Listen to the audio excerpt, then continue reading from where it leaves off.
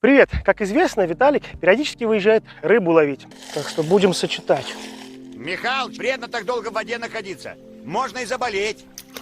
Все болезни от бескультурья.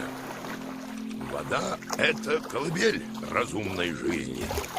Я просто возвращаюсь к истокам бытия и получаю от этого несказанное удовольствие. Не все походы, к сожалению, попадают на ваши экраны, хоть зрители, которые рыбаки, и просят снимать почаще.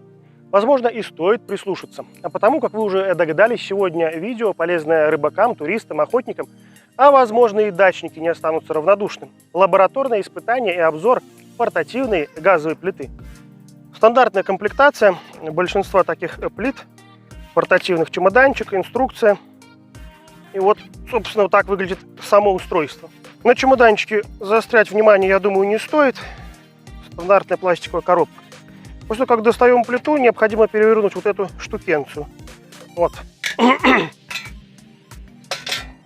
Эвопром.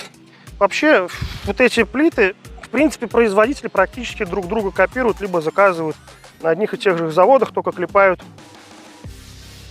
свои названия. Ну, здесь особенностью является то, что питаться может данная модель и от больших баллонов красных, вот переходник есть, так и вот от таких маленьких портативных. Ну, конечно, дешевле получается от больших баллонов, но это более дачный вариант.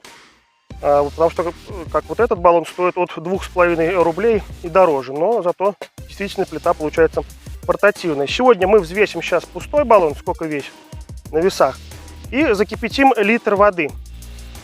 Посмотрим, сколько уйдет времени и сколько газа, насколько уменьшится вес баллона. Здесь имеется пьезоподжиг, то есть когда вы вот эту крутелочку мы крутим, автоматически загорается. Так, взвешиваем баллон. 329 граммов. Ну, 330 будем считать. Запомнили циферку 330. Итак, установка производится следующим образом. Вставляем сюда немножко вот эту штукенцию. И здесь идет фиксатор. Его вниз. Все.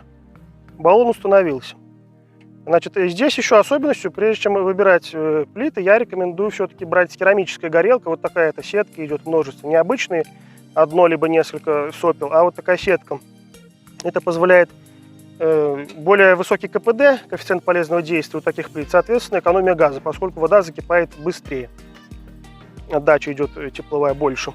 И также вот это вот, там получается так, что пламя горит внутри вот этой нашей системы в основном, но здесь только жар выходит. И, соответственно, в купе вот с этим ободком это защищает от ветра. Но, конечно, все равно от сильного не защитит, но небольшой ветерок задуть не сможет огонь. Так, закрываем нашу крышечку, поворачиваем. Пошло шипение с первого... А нет, загорелось с первого раза. Вот огонь чуть видный, но он есть. Легкое шипение вообще, еле слышное. Так, все.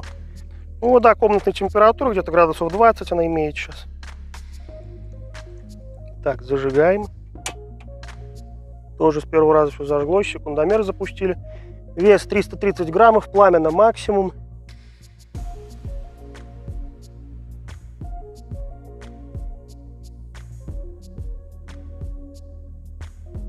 Итак, дорогие мои, прошло 9 минут ровно, и у нас появилось настоящее бурное кипение.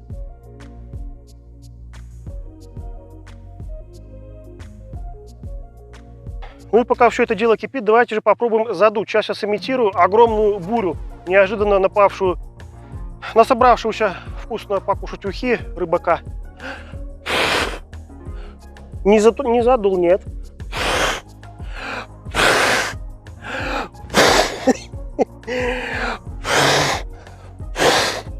Я не могу задуть.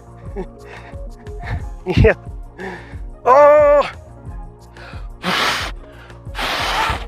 Да, действительно не задуется, по крайней мере, таким ветром. Ну, это довольно-таки прилично. В принципе, с близкого расстояния дуть. Порыв ветра приличный.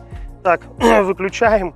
9 минут, конечно, результат, ну, не самый потрясающий, там, но, тем не менее, для портативной плиты относительно небольшой мощности, там в итоге где-то комфорка получается меньше 2 киловатт. В характеристиках надо будет глянуть. Я на экранах потом напишу. Так, ну и давайте же самое главное. Сколько изменился вес баллона, насколько уменьшился? Было 330, 310. За 9 минут работы на полной мощности ушло 20 грамм. Даже не за 9, а я же еще пока задувал, 10 минут можно. За 10 минут работы ушло 20 грамм газа. В общем, вещь для рыбалки, для туризма хорошая. Костер не всегда есть возможность запалить. Да и дрова тоже там в дождливую погоду это, конечно, трудности. Но единственный минус, что приходится занимать, место она скрадывает. Но если вы на машине, а не просто с рюкзаком, то вполне нормально, я думаю. И, как мне кажется, не зря был выбор мной сделан в пользу керамической горелки такой. Что ж, спасибо за просмотр. Ставьте лайки, пишите комментарии, задавайте вопросы. Увидимся на водоемах и в видеороликах канала Виталия Устиновича. Всем пока!